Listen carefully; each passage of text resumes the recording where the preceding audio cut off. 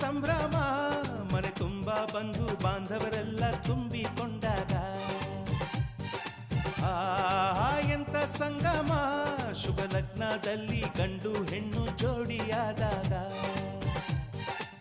ಶಾಸ್ತ್ರೋತ್ತರ ಕಲ್ಯಾಣ ಏನ್ ಚಂದ ಕೇಳಣ್ಣ ಭೂಮಿಗೆ ಸ್ವರ್ಗಾನ ತಂದಂತೆ ನೋಡಣ್ಣ ಮನ ಬಂದ ಹಾಗೆ ಮಾಡಲು ಮದುವೆ ವ್ಯಾಪಾರ